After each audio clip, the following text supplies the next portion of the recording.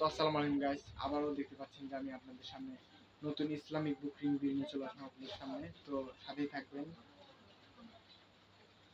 তো আমাদের প্রিয় নবী হযরত মুহাম্মদ সাল্লাল্লাহু আলাইহি সাল্লাম জন্মের পরেই এর জন্মের পরেই পিতাকে হারান এবং 6 বছর বয়সে তার মাতা ইন্তেকাল করেন।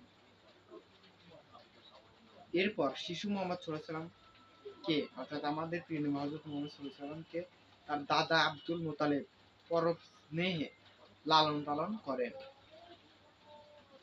কিন্তু 8 বছর বয়সে দাদা আব্দুল মুতালিবও মারা যান। পিতৃব্য আবু তালিব এরপর লালন পালনের দায়িত্ব গ্রহণ করেন। শৈশব থেকে মহানবী ছিলেন সহজ সরল কোমল স্বভাবের অধিকারী।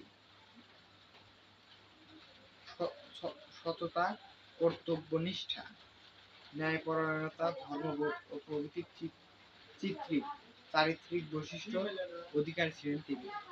তো সকালে ভালো থাকবেন, সুস্থ থাকবেন। আল্লাহ হাফেজ।